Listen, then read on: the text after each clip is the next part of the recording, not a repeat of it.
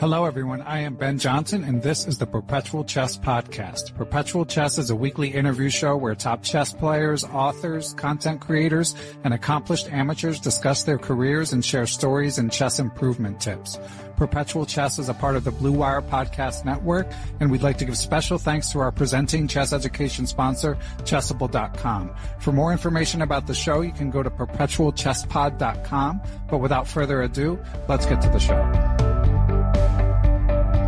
Hello, everyone, and welcome back to Perpetual Chess. We are joined by someone I have long wanted to interview. He is a legend of British chess, three-time British champion, two-time world championship candidate. He's been ranked as high as number 4 in the world in 1989. He's also a trainer who has worked as a second for some legends. He's an author, a Chessbase columnist, and a Twitch streamer. And it is my great honor to welcome to the show Grandmaster Jonathan Speelman. Welcome, Jonathan.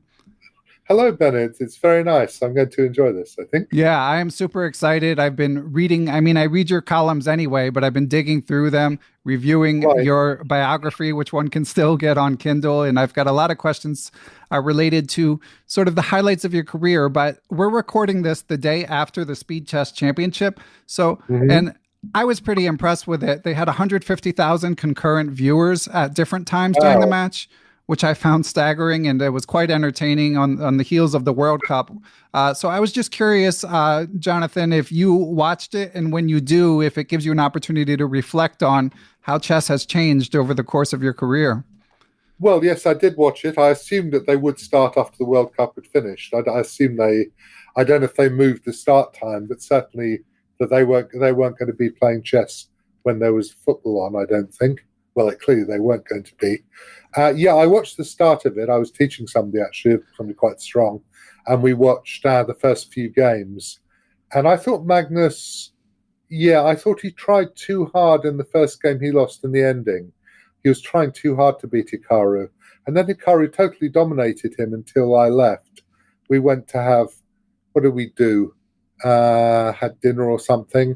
Then I came back at the end when Magnus was just starting to fight back in the bullet, and he actually equalized and then splattered again.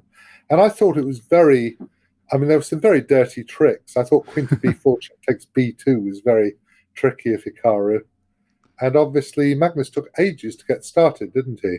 Yeah. Because he didn't win a game till game, 10 or something. Hikaru was just bashing him. So you said that they were interviewed and they were respectful about each other, which is nice. It's always nice when people, because I'm sure they do respect each other in fact, but you don't need trash talk or any nonsense when you've got chess. You know, chess is nicest when people are basically rather polite to each other, I think. Yeah, I agree. And again, we're recording this. There's going to be a big announcement from chess.com and Magnus in a couple of days, but certainly the subtext of, I enjoyed both interviews with Hikaru and Magnus, but the subtext to me is that whatever format they're announcing, whatever future events, it seems like it won't be the last time we get to see Magnus and Hikaru tangle. And Magnus seemed emboldened by the challenge, even though he lost. No, it's great. They're very equally matched, aren't they? I'm slightly surprised Magnus beat him in the bullet. I suppose Ali Reza would beat either of them at bullet, actually, but perhaps the best in the world.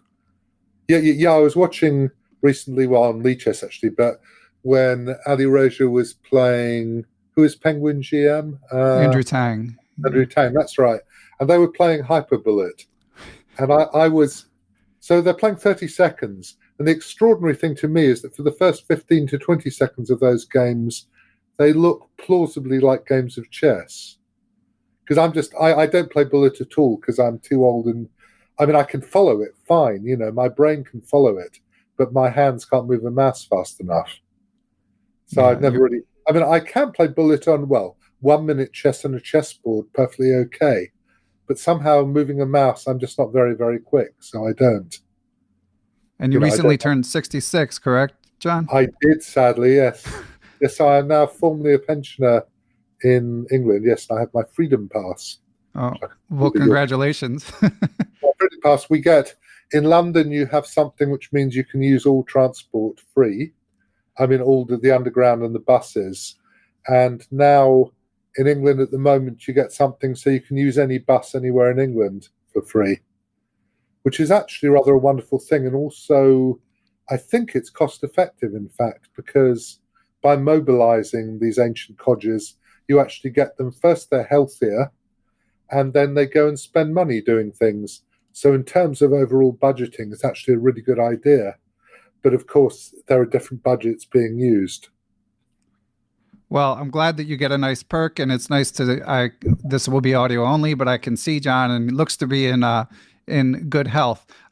So one more on the Speed Chess Championship, Jonathan. Of course, you come from the age of the smoke-filled rooms and the occasion. We didn't have that much smoke-filled rooms when I was young. I mean, there are the stories out there about Botvinnik practicing against somebody blowing smoke into his face. Right. Allegedly, yeah, supposedly, and that seems quite plausible. But certainly, it's a very different thing now. I mean, internet chess is different from over-the-board chess, and I prefer over-the-board. I mean, I love playing blitz over the board, but I mean, I haven't played much internet blitz at all recently. I just don't do it. I mean, I suppose I could do, and I'm reasonably competent, but I'm a bit slow. I can do 3+2 absolutely fine. Right. 3 fine, but any faster than that, I'm just, don't like it. And do you watch a lot of these online events? I watch quite a lot of them, yeah. It just depends what's going on. I certainly do. I thought that they slightly merged into each other, some of the Meltwater stuff and things. There were so many tournaments with almost the same people.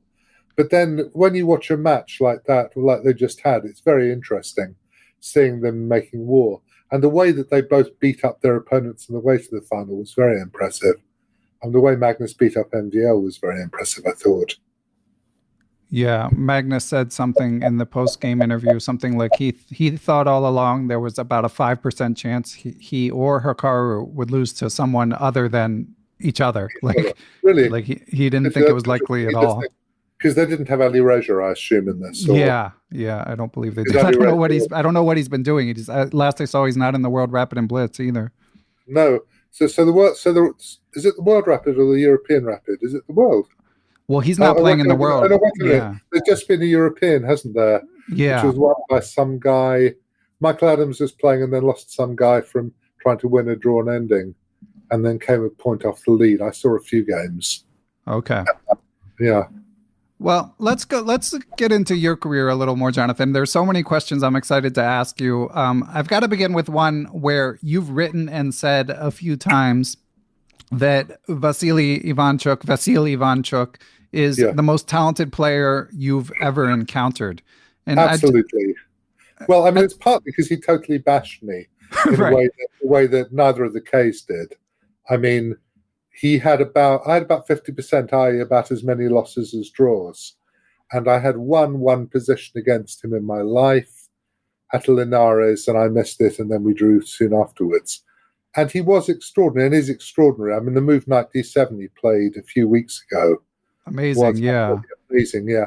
Yeah, I was at the, my last tournament was the UK Open Blitz, which was, when it's called Open Blitz, it had qualifiers. And this meant that the top guys didn't play because, you had to be in London at the right time or something to get into it. There weren't any designated spots. So there was this open blitz tournament, and the qualifier for London was actually about 7 minutes walk from me. So obviously I played. It was in Adam Rauf is the guy who ran it, a British organizer. And so I got to the final, and actually I was first equal with a Ukrainian guy living in England and won it, but I'm on tiebreak. But I did get absolutely splattered by a 12-year-old Scottish boy who is very, very little. He still hasn't had a birth spurt. A guy called Freddie Gordon. He's got a German mother who is very, very talented. And anyway, so where have I got lost? I've got lost as to why I started. Ivanchuk, yeah. Ivanchuk, right? Yeah, and the reason was that there was a women's tournament next to ours, which was won by the Russian, but opposition Russian, who's married to the Ukrainian who was first equal with me, a woman called Mirzoeva. And One of the women stopped me and said, "Oh, she's a friend of Jordan van Foreest."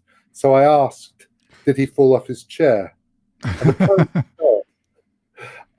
But I would love to have seen film of his face after that. I'm sure there isn't any. Yeah, so let me just give a little context, Jonathan, for any listeners who did not see, or at least maybe are not actively recalling. So in the World Team Championship, and Jonathan wrote about this in his Chessbase column, and I'm sure there's tons of videos online.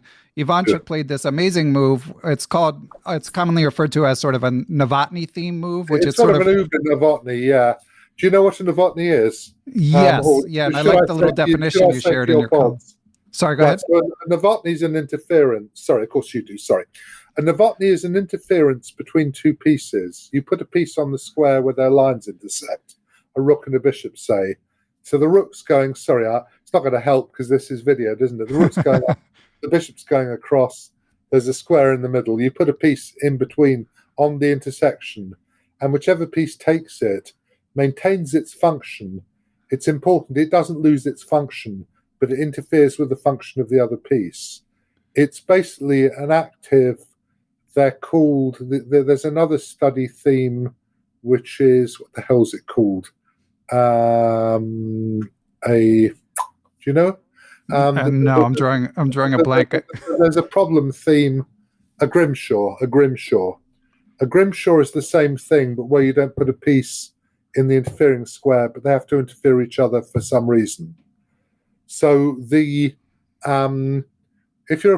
your readers can visualize this, the archetypical Novotny, white has pawns on e7 and a7, so they're both trying to queen.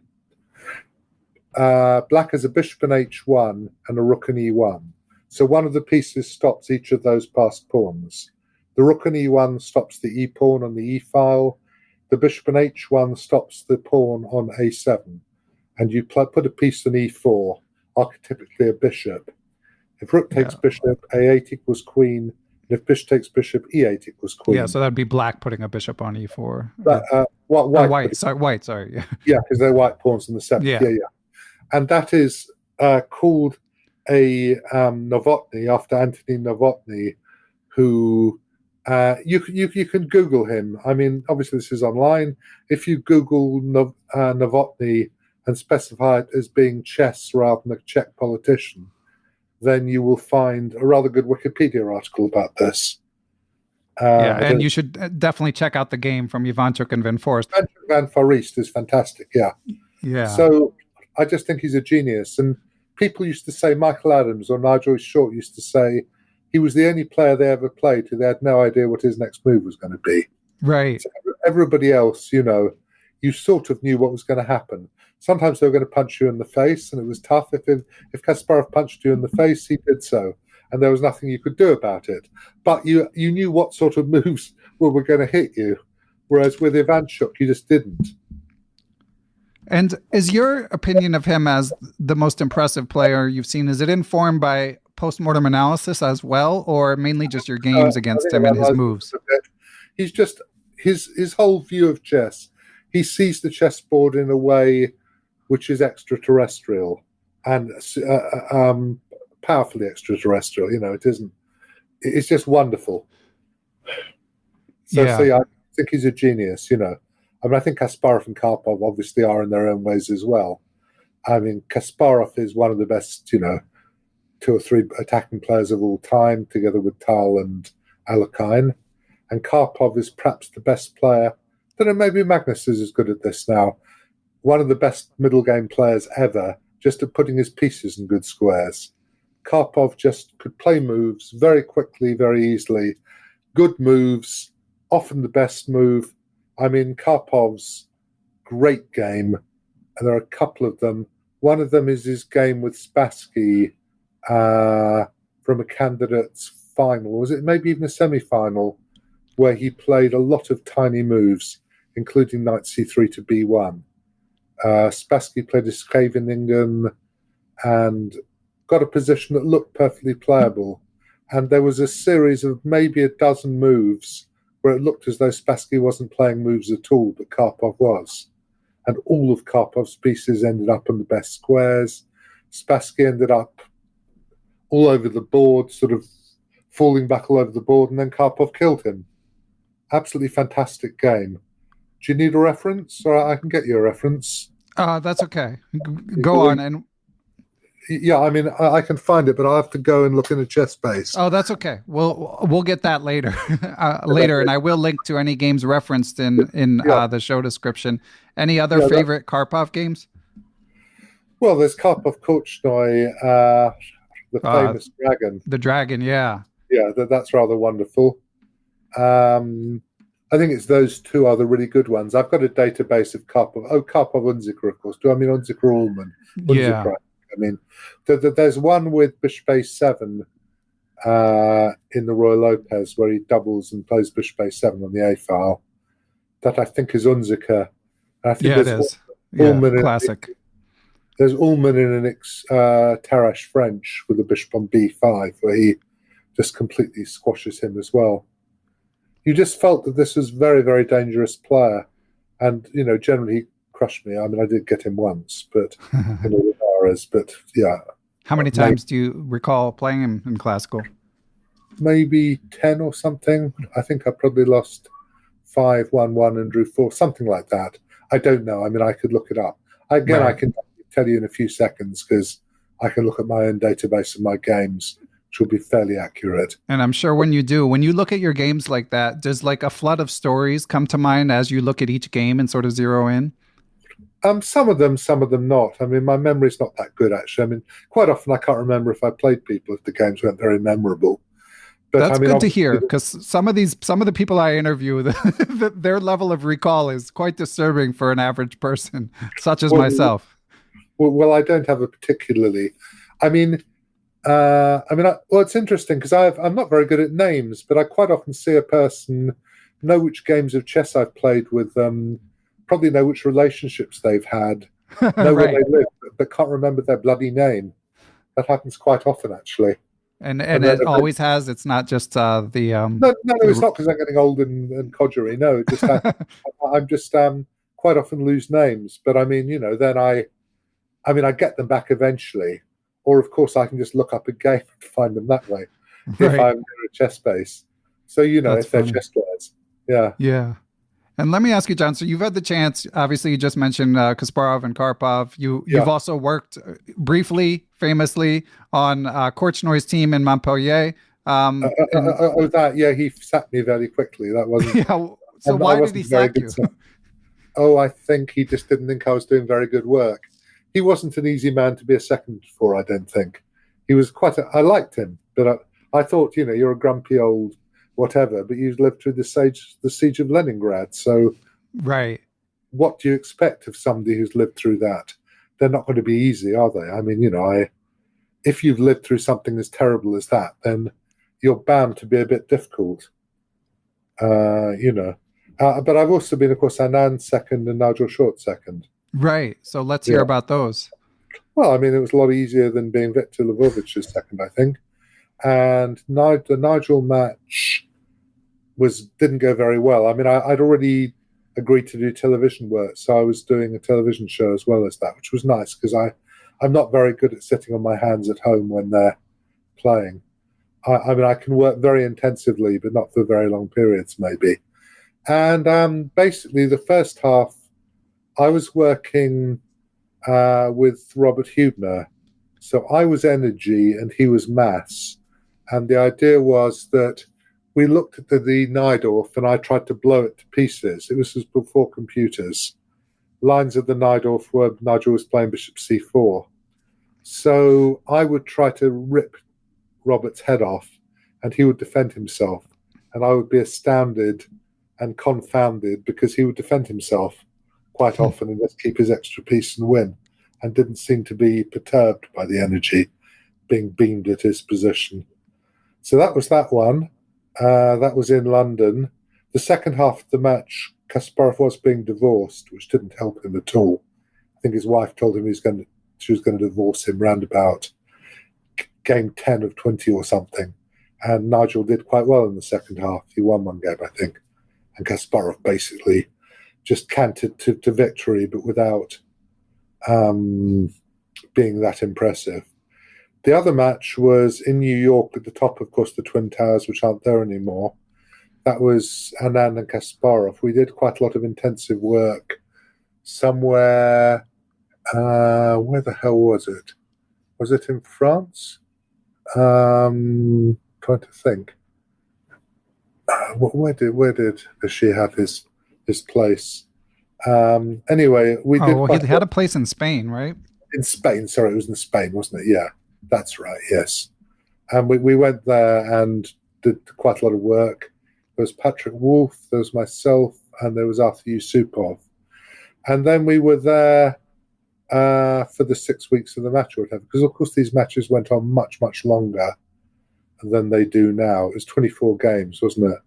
And that was a real education in match play. I've always understood matches much better after that. I don't know if you know the outline of the match. Well, I'll tell your readers anyway. So it started off, Anand was probing against the Scheveningen, basically, the Sicilian Scheveningen, playing different systems, trying to get an advantage.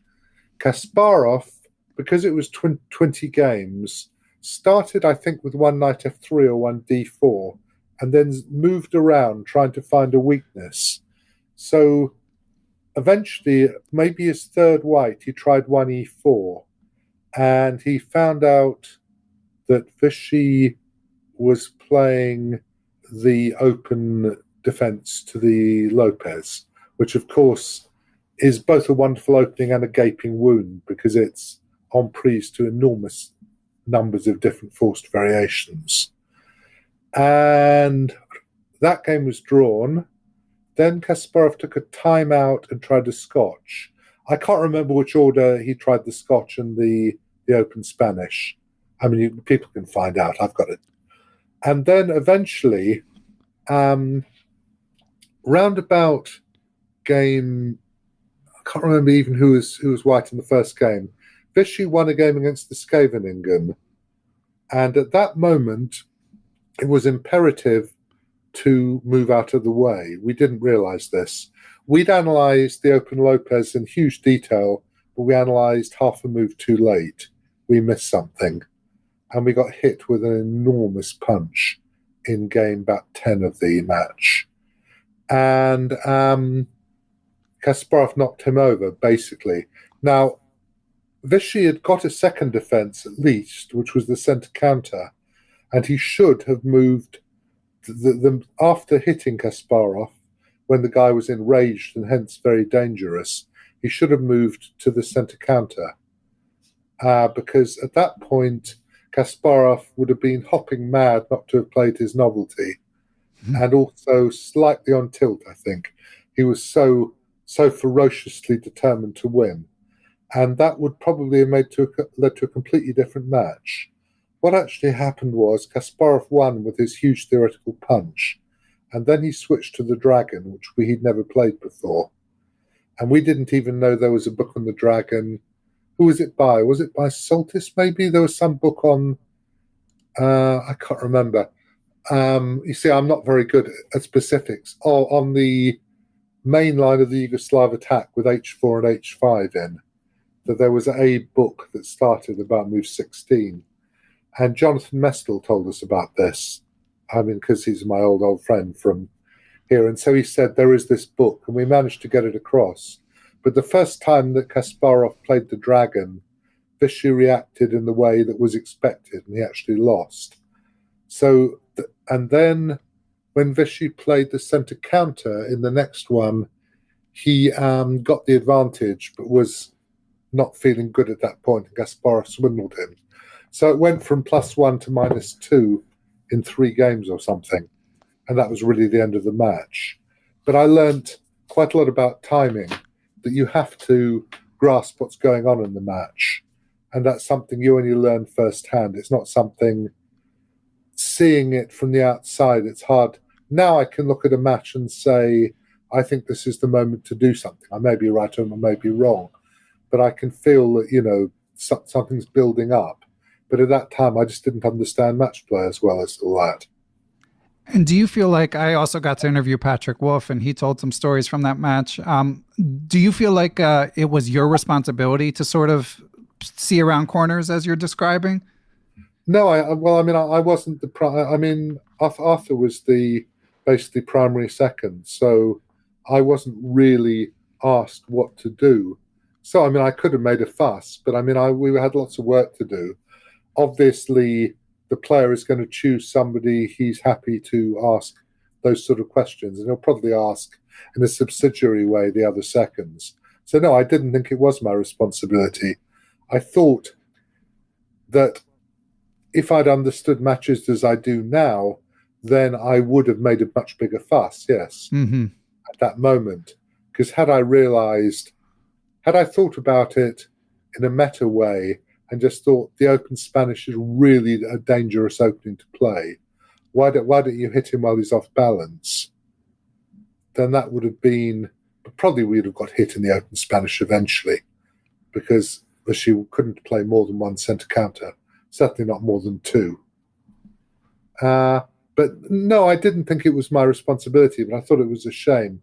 I did sort of make a slight fuss, I think, but not very much. There's so much going on. You're working hours a day, and then I was able to go to the games and watch the games while they were happening, which was nice. So I had some time off then. And you just don't, you assume your player is going to choose who he asks what he should play. And if he doesn't ask you, that's not really up to you to push yourself. And when you watch a game like that, you've worked on the team, you go to the World Trade Center to watch the game. Is that more or less nerve-wracking than competing in a high-stakes game yourself? It's different, isn't it? I think watching people and not being able to influence it is in some ways more nerve-wracking.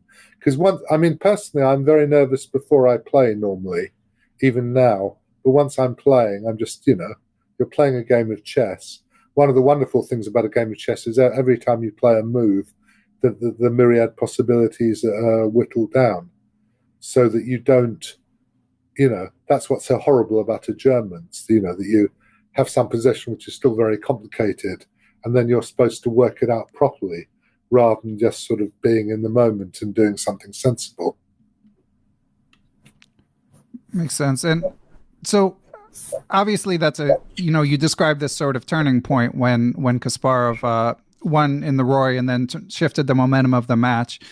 Looking back, John, do you feel like Anand was he strong enough yet to beat Kasparov? Could he have won that match? I don't know.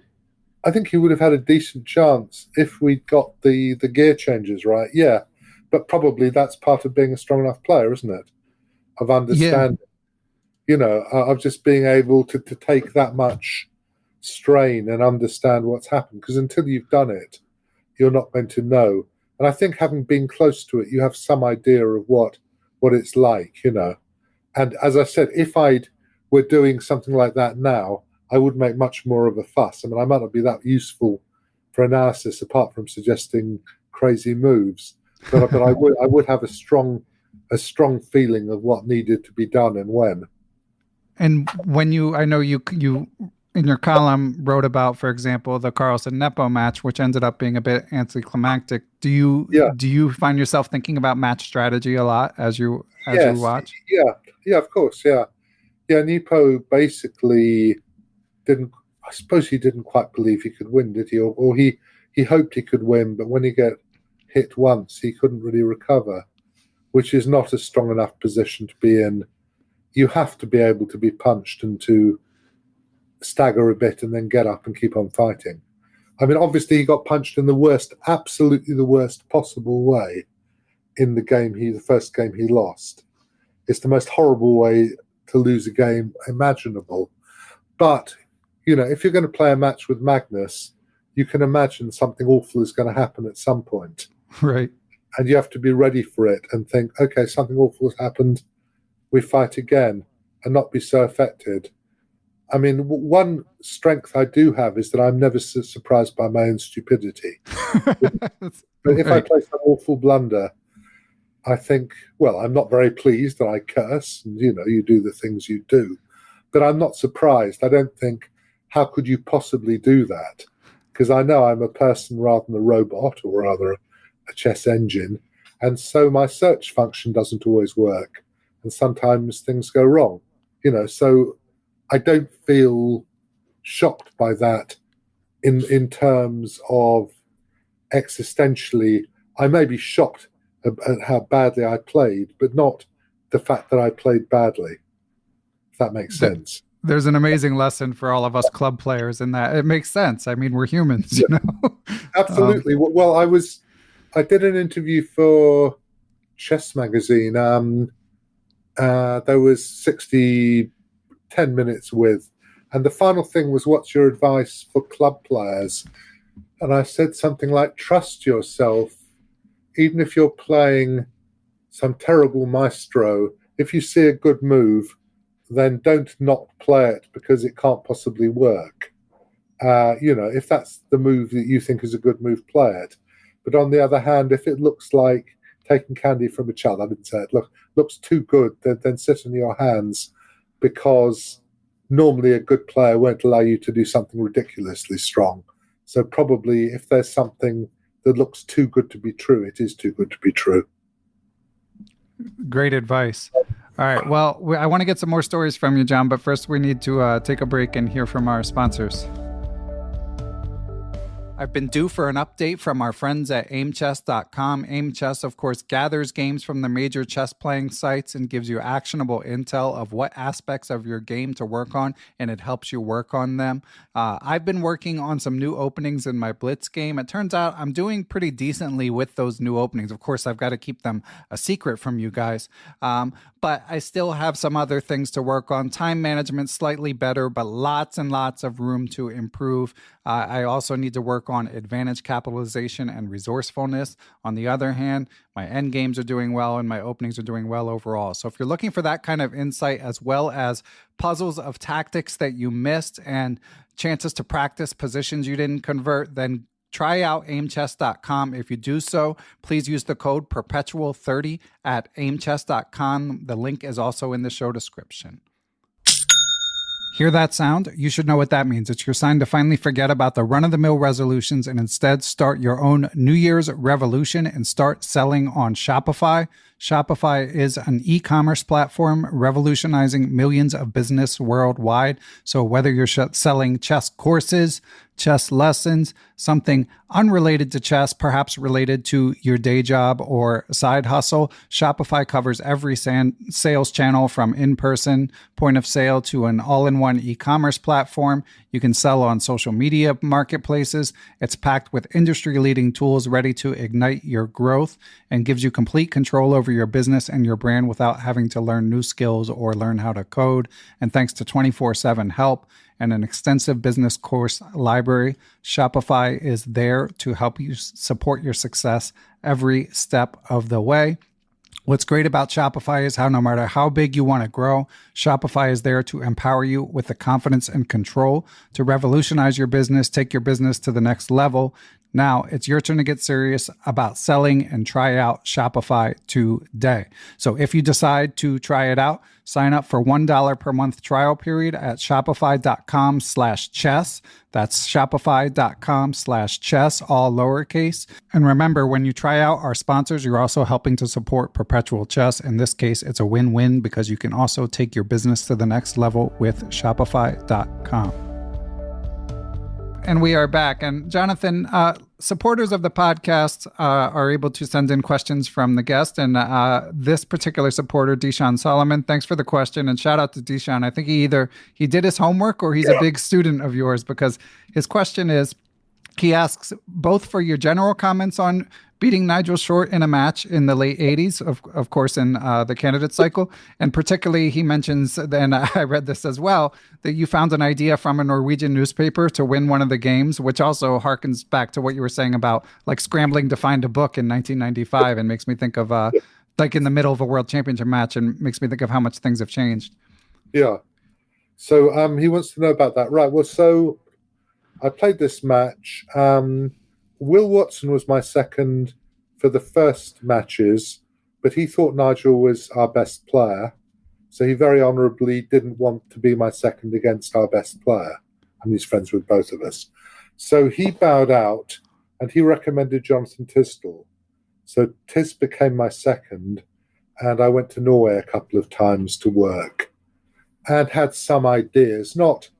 I've never been very good at preparation before, because until I'm actually frightened. The thing is, in order to access my true feelings about chess, I need to be scared of losing. So if I'm playing a game, I look at a position, and probably there's one move I want to play. There might be two I'd consider. If I'm analysing away and I'm calm and I'm having coffee, then there are two or three moves, and I think, well, I might do that, or might do that, or might do that. And that just isn't how I really feel about chess. I just feel this is the move I want to play. It may not be the best move, but it's the move I want to play. And so I've never been that good at preparation, in fact. For that match, the best idea I had, we were in a taxi on the way to a friendly football game between Norway and Brazil. And I thought, what would I play in this position? Because obviously, I was thinking about the match. And I had this idea of fianchettoing in a French. And that was, it was in a bishop g5, takes, knight bd7 French, where black plays g6, or h6, then g6. And it's sort of nonsense. I mean, the first question Nigel had to me after the match is, what was that? That was his absolute first question. And I thought, this is probably not sound, but I can't prove it. Thank God we didn't have engines then. And it will discombobulate him, and it's the move I would like to play in this position. So I was able to access that. I played it, and that was great. The thing that happened in this match, the first game, I didn't know Nigel had been working with Boris Spassky on the Tartakova. Obviously, I didn't know that. I played my normal stuff against the Queen's Gambit Tartakova, got outplayed, managed to make a draw, managed to create some confusion. In between Game 1 and Game 3, Mikhail Gurevich played 2 games in the Russian Championship. I think we had both of them. We certainly had one of them, in which he castled long in the Bishop f4 Queen's Gambit, what is now one of the main lines. At that stage, the best source of information was Schachwoche, which came out once a week from Switzerland. I think Switzerland, isn't it? Yeah. So Chess Week came out once a week, and we were in between weeks. But when Tisdall's then wife, now divorced, came out, when Mariana came out to the match, she brought a Norwegian newspaper with this game in, which was fantastic. And just happenstance, or did you ask? Just happenstance. Wow. I mean, she's a chess player. She used to play for Norway. And Mariana came out, and we saw this game, and we thought, and Tiz persuaded me to play it. I didn't like it very much, but I thought it's something I can play, and I played a bloody good game. I mean, it's the first time I'd played it, the first time Nigel met it, and he played reasonably well, but I played a good game, like a proper strong player, and happened to win, and that completely discombobulated him. And then the next game, there was a Peertz where I was very lucky. He played something against the Peertz. His second was John Nunn. He got a good position. I played a move, and I didn't realize I was sacrificing a piece, which is very lucky, because Nigel took about 40 minutes. And I don't think I'd even seen that he was winning a piece until maybe a couple of minutes before he did it. Probably something about his body language at some point caught me. And so he won a piece, but it was for 2 pawns, and I had quite a lot of play, and it got out of control, and I beat him. So in 2 games, we'd gone from 1-1 to 3-1. And then I had to not lose in a Catalan. Actually, I didn't play the opening very well, but he didn't notice. And so I beat him in that Catalan. No, we drew. I was winning at the position where we agreed a draw. Now, whether that's weakness or not, I don't think so. I think it's a sensible thing to do. But in some ways, when you're punching your rival, you should keep on doing so, even if it's not clear. And then he beat me the next match round, just.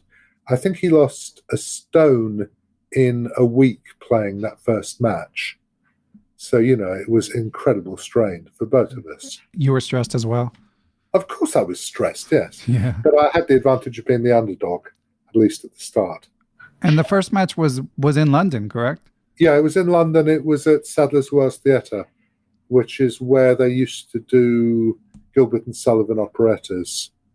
Do you feel like that impacted your nerves either positively or negatively? You mentioned in your book that Nigel just lived down the street from you, so it's like this global stakes, but it's so local for you. I don't know. I didn't particularly want to play him, but I mean, I had to, and you just have to do it. And my nerves were quite good then, I think. My nerves still are fine, I mean, other bits of me, my eyes are crap, but I mean, my nerves are okay. And I can, once I'm playing chess, I'm reasonably okay. I may be very tense. One thing that does happen to me, I don't know, it happens to some chess players, my sense of time goes completely when I'm playing chess. Yeah, for sure. So I have no idea how long I've played, but also if I'm sitting at a chessboard and I'm next to a game which, is in the next board to me, I probably know what happened episodically, or I may not even know that, but I won't know the whole game. I won't necessarily know the result or anything, just because I'm so focused. Yeah, makes sense. So that's manic focus, yeah. So let's bring it forward in that candidate cycle. So after you beat Short, you play Jan Timman. I did. That was in... Oh, wait a minute.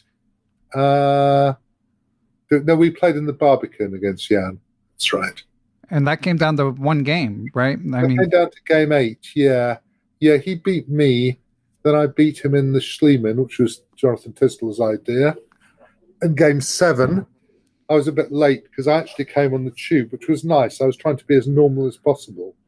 So we had a house somewhere quite close where he was staying and we did the analysis. But I just took the underground there because it seemed like the most normal thing that one could do in order to stay grounded. And I beat Jan. I was a couple of minutes late to that game. Then in game 8, he beat me in an English. And later... Do you mind before we go on? I just want to hear your thoughts about playing the Schliemann, because obviously, I mean, it's a decent opening, but I would be surprised to see it in a candidate cycle now. Was it scary to play? Well, we knew what Jan played against it, and so we found a way to be not too much worse, or maybe to be almost equal. And obviously, it's a shock, isn't it? Yeah, I mean, of course. A shock is worthwhile.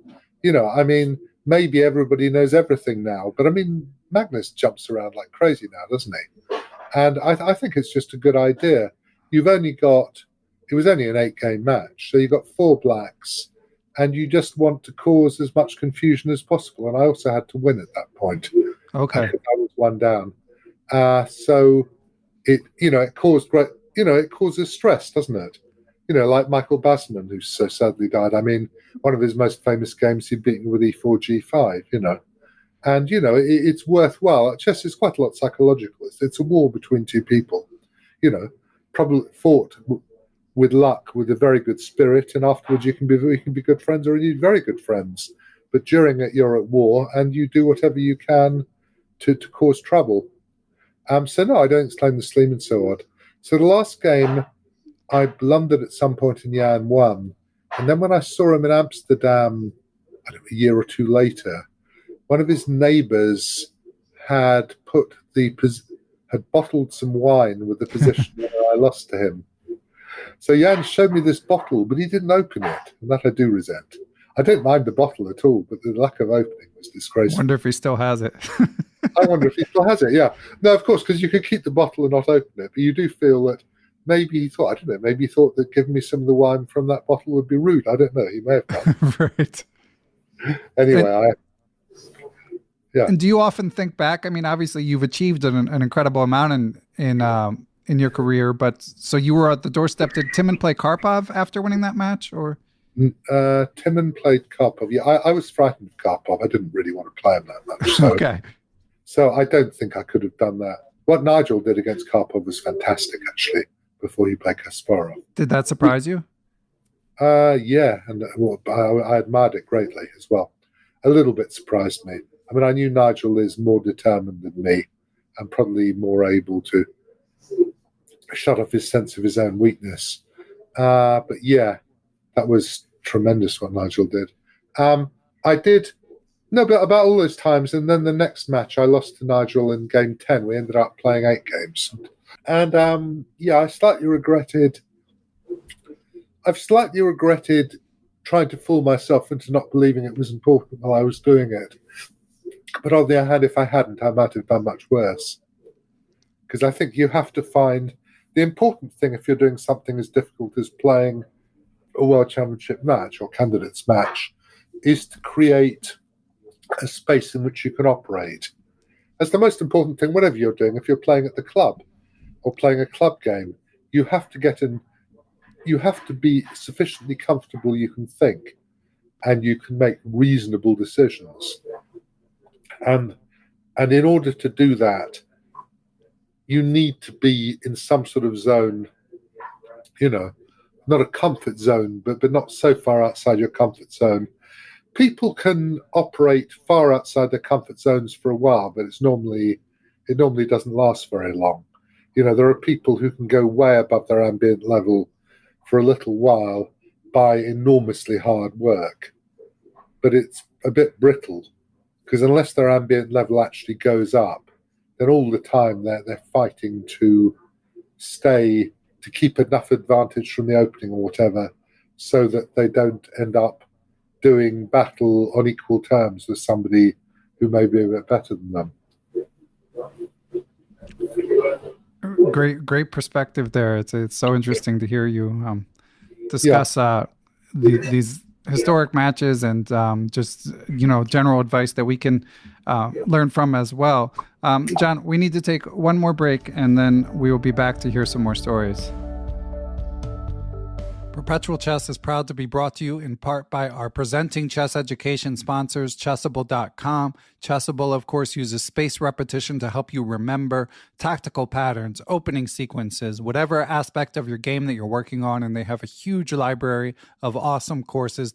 So whatever it is you want to work on, there's a good chance you can find something to help you on Chessable. Some of their latest includes a lifetime repertoires course on the London from Grandmaster Sahaj Grover and Srinath Narayanan. Now, I don't want you to play the London personally, but if you're going to do it, then this is a good learning resource. Grandmaster Alex Cholovich has a new course on Bobby Fischer's endgames.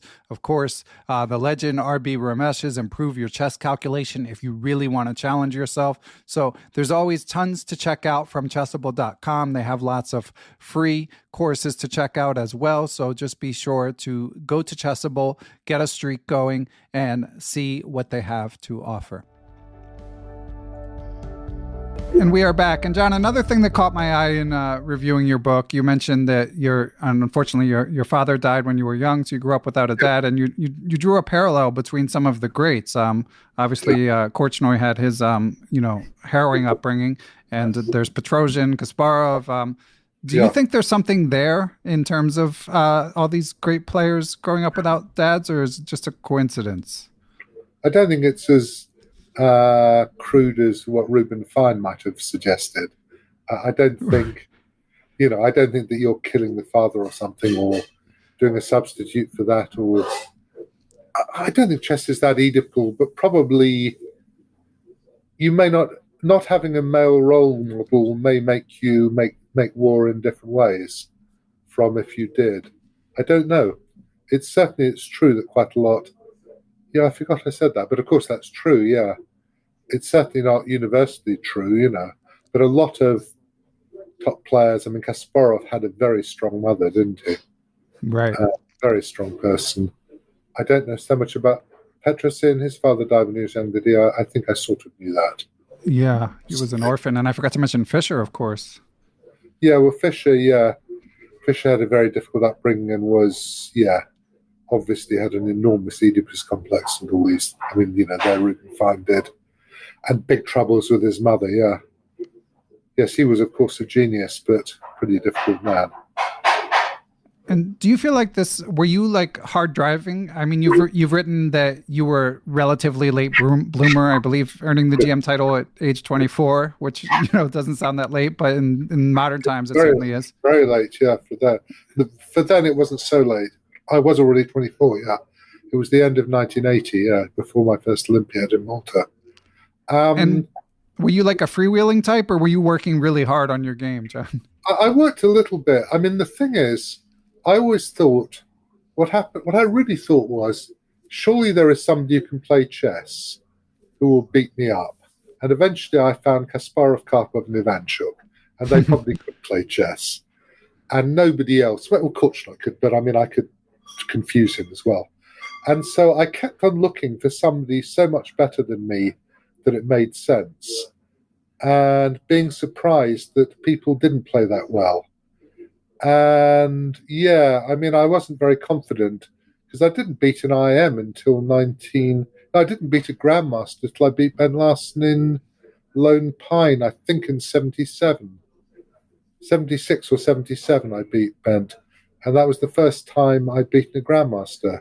So I had some sort of barrier and some sort of respect, so which the kids nowadays obviously don't. They will beat Grandmasters when they're just about into their teens, and then they're not frightened anymore. And of course, it does make a difference watching people now online. Huge difference. Well, first you have all this barracking from these people who seem to believe that because a machine has seen something, it's stupid of the players not to, which is, of course, completely ridiculous.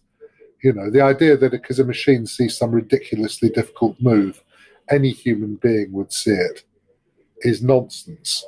And, you know, one thing I can do, I mean, I don't stream very much now, but when I do, is to say, well, I think they're thinking about this, and that it is reasonable that they should see this, and it is not reasonable they should see that, and have a decent idea. Maybe the kids now are going to see more because they work with computers more, but the people who are a bit older, even Magnus or whatever, you know, are not going to see some moves just because you don't see them. You know, why would you? I mean, seeing knight d7, you know, just, you know, blows my mind. Yeah, bringing it back to the Ivanchuk. Yeah. And, you know, you just think, and, you know, sometimes people do things very, very quickly. I saw MVL, you know, there's a combination where you put a queen on h8 or h1 or something, they take it, you take a pawn with a knight and fork king and queen, which happens, is a well-known combination. I saw MVL do that in about a second once in a blitz game. Less than a second he played queen h1 check. And of course, Hikaru just played queen to b4 check takes b2 yesterday. But I think he was thinking about it for more than that because Magnus was thinking. But, you know, you just think sometimes you don't see a tactic and you think, oh, these boys are pretty quick. Right. Yeah, that was, I caught that. That was like the Hikaru one, like a 2-move tactic, but man, did he see it fast. And yeah, that was a big moment. I think he'd seen it probably. Yeah, well before. Right. Yeah. Of course. So he just thought, oh, yeah, that I can trick the world champion. As he did. So, but I'm just still curious, John, because you made it to number 4 in the world. It's so incredible. And you studied math at Oxford. You've written that you don't have any regrets, but no. Well, I'm not that good at maths. I didn't think I was number 4. I thought I was in the top 10, but that it wasn't unreasonable I should be ranked number 4, but that I wasn't really number 4. I was one of the top 10 in the world properly, and my peak rating. You know, you go up and down.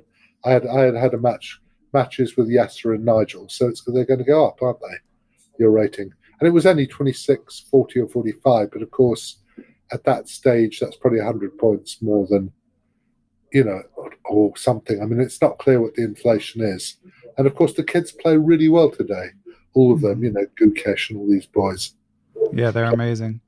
And you can see in, you know, I recently got to interview Srinath Narayanan, Gacy's trainer.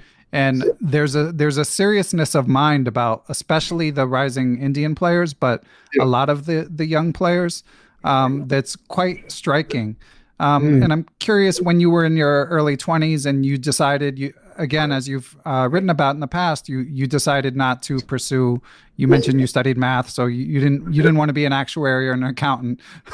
You decided to pursue chess. But what was your approach to pursuing chess? Because I know you have a lot of interests outside of chess. Were you studying it 40, 50 hours a week, or were you just living your life? Basically, I've never been very good at studying it. As I said, I'm basically a player, and I'm and a hacker, really. Quite a lot of them. You're an inspiring hacker. The games I like, actually, are either pure hackery or extreme subtlety. I like very subtle endings as well. So I like either a scalpel or a bludgeon, really, but not much in between. And is a bludgeon, or you bludgeon with a bludgeon is not a tool, is it? Anyway, so this is some sort of baseball bat, maybe, or a scalpel, nothing much in between. And no, I didn't study that much just because I wasn't that good at it. Because, as I said, I find it really, really hard to access my true feelings about chess unless I'm playing, and then it's very easy. Interesting. And that's not an advice. I mean, that's why I wasn't a bit better, I think, because, I think, in talent I'm quite good, but I mean, my preparation was pretty crap always. My preparation was avoiding other people's preparation. On the other hand, the English do have an advantage. We have the advantage we just weren't trained, and which is both a terrible thing, of course, compared to modern children, and also rather a wonderful thing because it means that we would do things that no Russian schoolboy could contemplate. Such as the Schliemann, yeah. Well, such as the Schliemann and Basman playing his G5 and his A6, and all this. So, and of course Tony playing A6 against Karpov, after which Karpov wouldn't play chess with him for a while. So it's such an insult. Yeah, fantastic stories. And Jan, the aforementioned Jan Timman, he strikes me sort of as a kindred spirit. I don't know what your personal relationship with him is like. Very good. I like that. Okay. Yeah. But when I interviewed with most people, basically you make war, it means you can be much more comfortable. I mean, the great thing about chess rather than say music is that there is a result, isn't there? However unjust, there is a result. So if you've beaten them, they may say, you should never have done this, it is a scandal. But they can't say, I blame the judges, Right. They can't say, I pirouetted well. Because, they pirouetted less well. It's quite clear. So there's nothing to be done at that stage. Right. And that makes it much easier, I think. Like with sport, I mean, something happens. You can blame the referee. You can jump up and down and squeak, but basically there is a result. And especially in chess, the great thing about chess is you're naked, mentally speaking. I mean, okay, you have all the armor you've gathered beforehand, all your opening theory, all your knowledge. But when you're actually playing, you're at a board, you are sitting opposite another person. Thank God you don't have to wear a mask anymore. And you are making battle, which is why cheating is so repulsive over the board. I mean, it's a bit different when you're sitting at a computer because, you're playing a computer game, really. But you are naked, and so it's important that, you do your mud wrestling in person. You don't have a... like I was mentioning to you before we recorded, despite, widespread rumors of Magnus and Hikaru not having a great personal relationship, you could even sense their sporting respect for each other in their post-game interviews, that they love that there's this other person that can challenge them. Yes, no, of course there is. I mean, of course it annoys you if you want to be number one and some other punk is trying to be number one, then obviously it's hard to be really good friends. I mean, of course, Dalmatov and Yusupov played a candidates match, didn't they? And that was really tough because they were basically best friends. And then I think they used to have breakfast together before they went off to beat the crap out of each other, And, because of course they were, they'd been friends all their lives and they'd worked with Matveyevsky and, so that was very difficult. But I mean, and I think their relationship was never quite the same afterwards because it had undergone such a stress test. But, you can easily like people who you do very unpleasant things to in a completely predetermined environment, which doesn't involve physical violence. I mean, I suppose even boxers quite often like each other when they're not beating each other up, or sometimes do, I mean, they're in a predetermined arena, they hit each other, and then they can... Certainly other sportsmen, footballers and things may like each other when there isn't quite so much violence. And rugby players, often used to go for a drink afterwards. And, rugby is a very, very violent game and without protective equipment, although that very much of it. Right. Speaking of boxing, it jogged my memory. I don't suppose you caught the chess boxing match between Lawrence Trent and Hambleton, and Actually, then somebody showed me it. Yeah, I thought it was ridiculous. I mean, I think chess boxing. I mean, I do think it's ridiculous that people wear a helmet when they're playing chess to stop the sound coming in and take it off so that somebody can punch them. And I just think it's dangerous. If they can both box, then nobody's probably going to be hurt. But people have been hurt at this.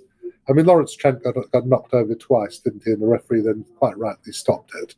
Yeah. And Lawrence can whinge, but it's absurd. I mean, it's not a macho thing. If you can fight, you can fight. If I could fight, then I would occasionally think it was necessary to, but I can't. So, I mean, not, if things happen. But I mean, if you can't do it, then doing it is ridiculous. And you're risking serious damage to your head or to your eyes or something, Because if somebody punches you hard in the face, it can hurt you, can't it? Obviously. Yeah. And if you can't box, it's not very hard for them to punch you in the face. And so, what is the point of that? You can beat them at chess, but you're not going to be compos mentis to do it, are you? Yeah. Yeah, it's not really my thing either, but it was immensely popular. It'll be interesting to see. Sure it was, yes. Well, I mean, Lawrence Trent waving his hands about and being knocked over, I mean, if Lawrence wants to do that, I mean, I guess it's sort of impressive in a macho sense that he's prepared to do it. But I also think it's completely, you should be able to box to do it. He obviously can't. He would beg to differ. He said on Twitter that he was disappointed that he didn't show his stuff properly, but he lost in about 30 seconds, didn't he? So, yeah. I mean, and thank God it did, is all I can say. Because the guy he was playing chess with and fighting, is he a grandmaster as well, this guy? Yeah, he is, Hambleton. And he can box as well, yeah? Well, he was a little coy. I mean, Lawrence was very public about all the training he was doing. We only found out Amon can box when we saw it. So, yeah. And he couldn't he? He sure could, yeah. Impressive display. So, I mean, I just think it's really silly. I mean, I understand the idea, mens sanus and corpore sana and all this stuff, but I mean, actually, whatever the opposite, which I can't do any more Latin than that. I mean, a cracked mind and a cracked body, I would say, and, it's quite likely to happen. So I don't approve. Okay. Well, let's get a few more chess stories before we let you go, if we could, okay. John. So you're great. So you've mentioned that Larsen was one of your boyhood heroes. You played through his games, and then he was the first grandmaster you beat. I'd love to hear about what that felt like. How was it? He didn't play very well, actually. It was the first round of Lone Pine. He actually won the tournament afterwards. I got about 50%. He had jet lag, and he played some rubbish opening, and he kept on making decisions that helped me, so I didn't have to make too many decisions myself. So I just beat him. I mean, it just happened. I mean, it should have happened much earlier because I was I wasn't an IM yet. I think I got an IM norm, possibly my IM title at that tournament, actually. So I wasn't even an international master. I mean, I was really a very late developer by modern standards. I think it's 1977 or 78 I became an IM. And it was nice. I beat him. He probably wasn't very pleased and stopped off somewhat without. Then I played. Did I play Reshevsky and draw with him or something? Then I lost to Wally Brown at some point in that tournament. And you played Tal once, is that right? No, I played Tal 5 or 6 times. Oh, sorry. I lost 2 or 3 times, drew 2 or 3 times. I also played some blitz with him. And I did win some games, but I lost one, including a double bishop sacrifice, which he then published in '64, which I was amused by. I thought he was a chess player who was world champion who adored chess, which it's not clear. There have been chess players who adore winning, but whether they adore chess quite as much as Misha did isn't clear. Obviously, Magnus does because he plays bullet and things. Because I mean, Botvinnik harumphed about playing 5-minute chess, didn't he? Right. He thought playing 5-minute chess was a denigration of chess. And here you got Magnus occasionally playing hyperbullet, certainly playing bullet a lot, quite seriously. So, yeah. And you've written that Tal had the impressive skill of playing extremely well, even when it looked like he was going to pass out drunk in the middle of a blitz session. Well, I mean, I think even when he was about to pass out, he was on. Right. Well, it was his native language, wasn't it? I mean, you can still often slur speech reasonably well when you're drunk. And if it's your native language, that's what he could do.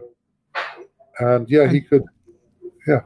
And did you have occasion to share drinks with him? Certainly not competitively. No. I mean, I think we had post-mortems where maybe some of the game tournaments we had post-mortems, there was alcohol on prees, and we may have had a drink each, but certainly not in the proper sense of drinking. Not peak Tal drinking. No. But of course, I mean, he only had one kidney, this man, as well. Yeah.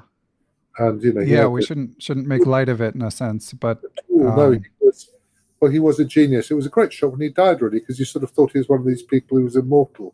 Right. Because it was obvious he should have died so many times that he hadn't. Yeah. And I forgot the story, John, but I had a note in my outline that you had a Ljobojevic story from a game with him. Oh, that was in London, yeah. I like Ljobo as well, actually. We played in London at the tournament where I got my first Grandmaster norm, which was the Philip and Drew Kings. And we're getting into a time scramble, and he throws his queen along the 8th rank. Right, now it comes back to me. Go on. So it gets to about somewhere between G8 and H8.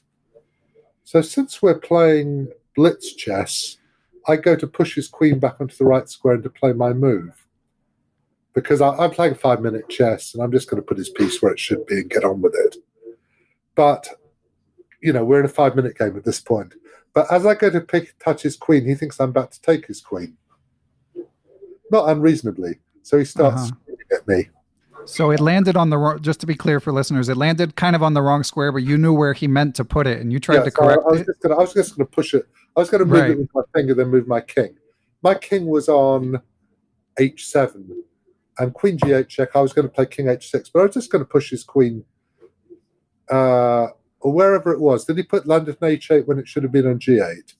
I can't remember.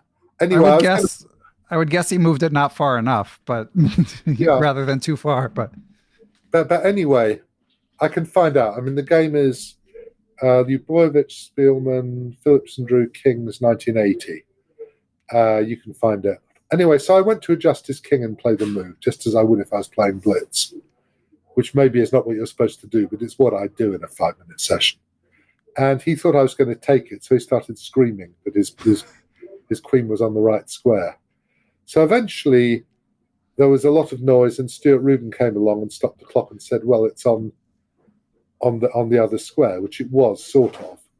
And so I thought I was still worse, so I offered a draw while this was being considered. He agreed to draw, and so the game finished after that. And people were impressed and John Nunn gave me a nice draw in the last round to get my GM norm, which was kind of him. Partly because I could probably have stolen a whole point if I'd wanted to, but I didn't want to. I didn't think that wasn't what I was trying to do. Well, if you're playing. So we changed mode, and definitely I wasn't going to take his queen. I knew I was going to push it either that way or that way. I'm sitting black, aren't I? So I'm going this way. Actually, probably it's from H8 to G8, because look, my hand goes over to move my king. It's going to be in my right hand, yeah? So it goes over there. So if I'm going to push it with my little finger, it's going to be from H8 to G8, isn't it? Right. I can't remember. Because I think on H8 it would have been on prees, backwards. Whereas probably my queen was an F6 and the king on H7. And I was going to play king H6, which is the only move. But he just put his queen too far, I think. Anyway, that's what happened. And he was very nice to me in a tournament in Spain. He had already beat me when I had a horrible, horrible start. He was very sweet to me, and I thought that's very kind. Ben Feingold said that I know that you do some streaming. He said that Ljobojevic would have been one of the all-time great chess streamers. Do you agree with that? He's still alive. Yeah, I know, but he's not streaming. No, I do very little now because my eyes are very crap. But when I do, I enjoy it. And I normally just do commentary. I don't play people. I mean, I see these boys playing day after day, playing against their customers. And I just think that must be quite a hard way to make money. I mean, obviously, it's both an easy way and a hard way. Right. Because you're playing all these awful games. Occasionally, and you're going to lose some of them, and you're going to commentate on them. And, it's hard work to maintain a patina of enthusiasm, I would think. But I suppose you're working, so you're working. It's like being awake or something, more or less. And so you've mentioned a couple of times, John, issues with your eyes, and also it's on your Wikipedia page. They mentioned that you had something fixed in your 20s, and you had a jump in chess strength at that point. I think in 1980 the first thing happened. At the moment they're not terribly good, but we shall see. But I still, with the eyes as they are at the moment, I've just won this Blitz tournament, so I can still operate.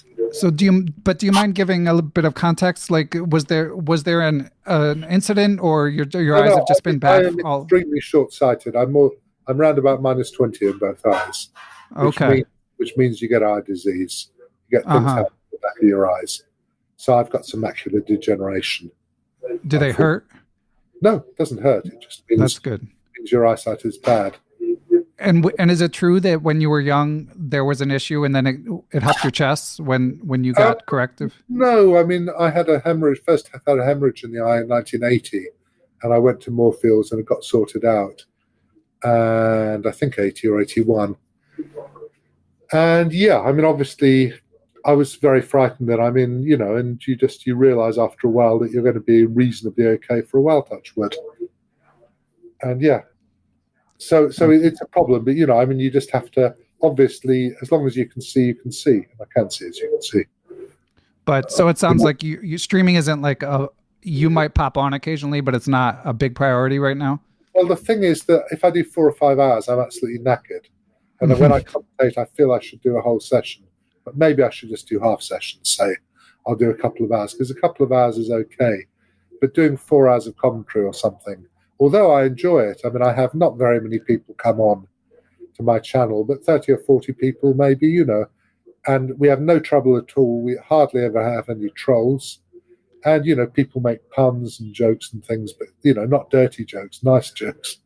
Right. And things, and it's just very pleasant, and I enjoy it. Going shopping for me. I know I'm going shopping for you soon. Yes. I love the dedication. You're being rounded up. Sorry, go on. Yeah, and so well, I enjoy it. I like it.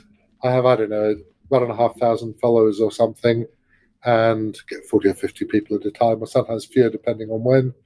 And I'm just not doing it very regularly at the moment because it's a bit of a strain. But I mean, I hope I'll do it. I try to do it once, twice a month or something, but not more than that. Okay. And you do some teaching as well. Are you taking students, John? Yeah, I take students. I teach either by sharing screens on Chessbase or on Chess, and my details are on Chess. Yeah. I've got a Chess teaching page. I don't really teach on chess.com, but I teach on Chess. And I teach quite a lot, but not a huge amount. I mean, and I enjoy it. I like, basically what I do is I look at people's games, talk to them about it, try to wind them up, show them some tactics, try to sacrifice my queen as often as possible, and then show them some Grandmaster games, and maybe teach them endings. Not very much opening work. If you want a heavy sausage opening coach, that's not me. It really isn't, because I mean, of course, I can look at a position and say, I think this, and I'll have a view. But for the nitty-gritty of going through an opening move by move, working out exactly what you want to do, I'm just not very good at it. It makes sense, yeah. We've got engines for that. We have got engines. You have to know how to use them, of course. Yeah. You have to be in control of the engine. Sorry, go ahead. You have to be in control of the engine. It mustn't control you. Yeah, good advice. And do you have a favorite type of student? Do you like the conscientious or the laissez-faire? The laissez-faire, but I mean also just people who are interesting, people who are nice to chat to. You chat a bit, you do some chess, you look at some more chess, occasionally you chat for a bit. I mean, I teach both people who are really close to beginners and people who are quite strong. and obviously they're completely different things. Teaching a strong player is, you're seriously engaged, whereas with somebody weaker, you're trying to engage at a level where they can get something out of you. Okay. And one last question, John. In reviewing your Chessbase news column, which I've read for years, but obviously I went through them kind of sequentially, getting ready for this interview, I noticed that you've kind of shifted from doing a lot of amateur game analysis to telling more stories and more top-level chess analysis lately. Was that like a conscious thing? Yeah, that was conscious. At some point, I did an agony column, so it was an agony column of people's games for, I don't know how long it lasted. I can find out. I have a complete list of my things. And at some point, when the editorship of Chessbase changed, we had a chat and they said, well, why don't you just write a column and write it once a fortnight? Because I used to do once a week, which was too often. It was too much work, really. And so I just started doing freestyle. And, the latest one, all this thing, I don't know if you've seen the latest one with all these queens. It's a little bit monochrome, but it's quite interesting in a way. Certainly the positions with 3 queens each are rather amazing. The fact that there are a couple of games in a database of 3 million where both players have 3 queens on the board. One of them, they have 3 queens on a board for about 6 or 7 moves, about 12 half moves or something. You just wouldn't think that was possible, really, would you? No, you wouldn't. And obviously this isn't 2 children playing some ridiculous game where somebody queens all their pawns and then tries to make the opponent's king without giving stalemate. This was the first Saturday IM tournament. I assume it's a real game. I looked at, they played 60 moves, so I can't believe they'd said we're going to get 3 queens each and have a draw. Didn't look like that at all. So I just thought this is amazing, even though I wasn't really analysing it. I was just letting the engine do its stuff. And well, I enjoy the new format. I like it better, I have to say. Okay, well, if your readers ever want to send in suggestions, I from time to time run out of ideas. So if they want to, they can email me and I will be very happy, or they can send suggestions to Chessbase. That's, because excellent. Please do. Sorry. Just from my perspective, if you just look at a top 100 list and just pick a player and just write about that player, to me, that would be very interesting. You've got so much personal experience, but also just your knowledge where you can look at their games and share things that regular people can't pick up. Yeah, I could do that. I don't really do that very often. I do mention players, but not so much in that way, But I'll be sure to link to your email address so that people, whether they're interested in lessons or have suggestions, can reach out. And to my Lichess teaching page, please, as well. Will do. Yeah, you know how to just go Lichess coaches. You can even just Google Lichess coaches Jonathan Speelman. That'll get you there. Okay. Well, Jonathan, it's been a true honor. I really appreciate your taking the time. So many fantastic stories. Thank you for coming on the podcast. Pleasure, but I've really enjoyed it. Good, really good. Glad to hear it. And I hope I didn't get you in trouble with your wife for not going shopping yet. No, we got time, but I definitely need to go and shop soon. Okay. Cheers, then. All right. Thanks so much. Cheers. Bye. Thanks to everyone who helps make Perpetual Chess possible. Big shout out to my producer, Matthew Passy. I'd also like to thank the Blue Wire Podcast Network, with whom we are proud to be affiliated. Be sure to follow us on social media, Beneficial1 on Twitter, at Perpetual Chess on Instagram, or you can join the Perpetual Chess Facebook group. You can email me, ben@perpetualchesspod.com. And of course, last but not least, I'd like to give major thanks to the Perpetual Chess Patreon and PayPal supporters. Those who choose to join that community based on their level of support can do things like submit questions for guests of the show, have access to live Zoom Q&A lectures with grandmasters who often have appeared on the show, going over chess games, answering questions, stuff like that. And you can even get access to ad-free Perpetual Chess if that's your preference. But most of all, thanks to everyone for listening, and we will catch you all on the